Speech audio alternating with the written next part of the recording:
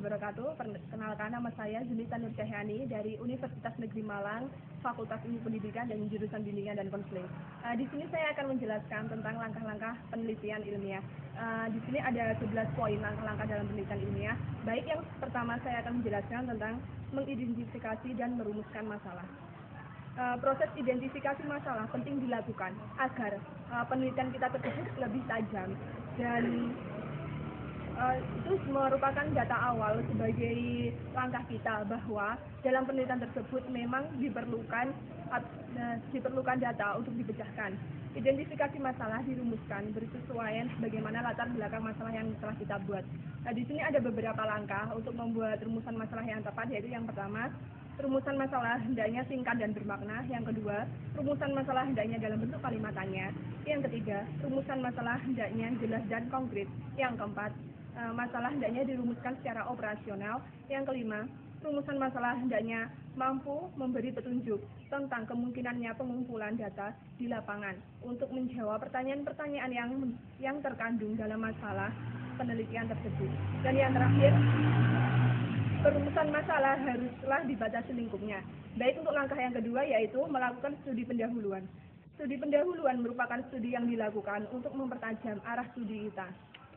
Studi pendahuluan dilakukan dengan tujuan utama untuk menghimpun berbagai informasi yang diperlukan dalam pelaksanaan penelitian. Hal ini perlu dilakukan mengingat informasi yang relevan dapat menunjang keberhasilan dari penelitian yang kita buat.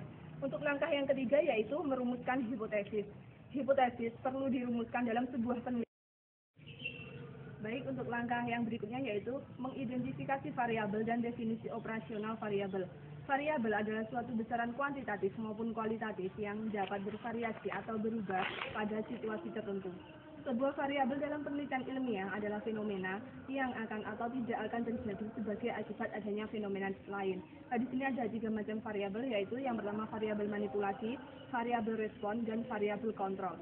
Sedangkan definisi operasional variabel merupakan definisi khusus yang dirumuskan oleh peneliti.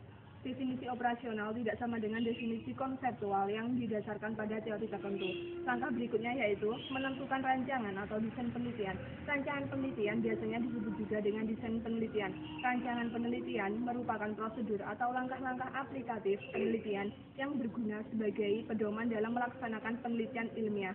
Rancangan penelitian harus ditetapkan secara terbuka, sehingga orang lain dapat mengulang prosedur yang dilakukan untuk membuktikan kebenaran penelitian ilmiah yang telah dilakukan oleh peneliti. Untuk langkah berikutnya yaitu menentukan dan mengembangkan instrumen penelitian. Instrumen penelitian merupakan alat yang digunakan oleh peneliti untuk mengumpulkan data yang dibutuhkannya. Salah satu kriteria pertimbangan yang dapat dipakai untuk menentukan instrumen penelitian adalah kesesuaiannya dengan masalah penelitian yang ingin dipecahkan. Untuk mengumpulkan data penelitian, kita dapat menggunakan instrumen yang telah tersedia pula menggunakan yang kita buat sendiri.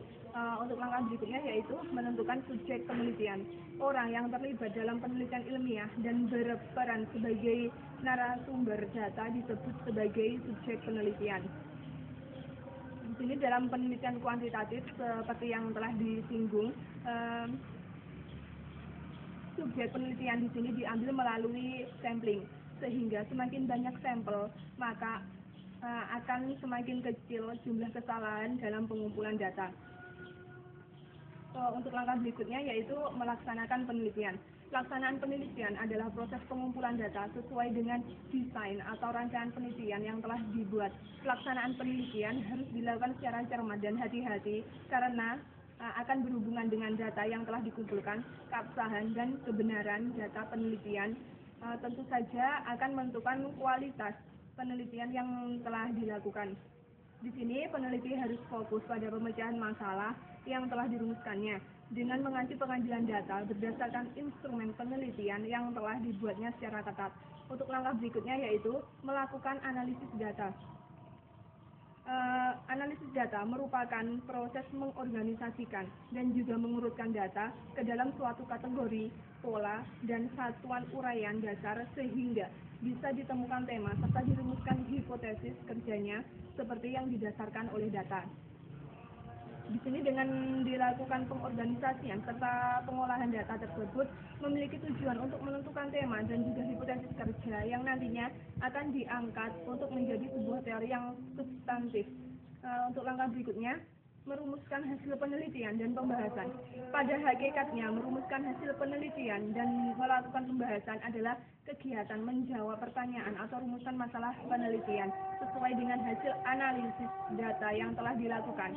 Pada saat melakukan pembahasan, berarti peneliti melakukan interpretasi dan diskusi hasil penelitian. Untuk langkah yang terakhir yaitu menyusun laporan penelitian dan melakukan diseminasi atau penyebarluasan. Seorang peneliti yang telah melakukan penelitian ilmiah wajib untuk menyusun laporannya. Penyusunan laporan dan diseminasi hasil penelitian merupakan langkah terakhir dari pelaksanaan penelitian ilmiah. Di sini diseminasi dapat dilakukan dalam bentuk seminar ataupun menuliskannya ke dalam jurnal-jurnal penelitian. Ini penting dilakukan karena hasil penelitian tersebut dapat diketahui oleh masyarakat luas dan dapat dipergunakan bila diperlukan. Baik, sekian penjelasan dari saya. Kurang lebihnya mohon maaf. Wassalamualaikum warahmatullahi wabarakatuh.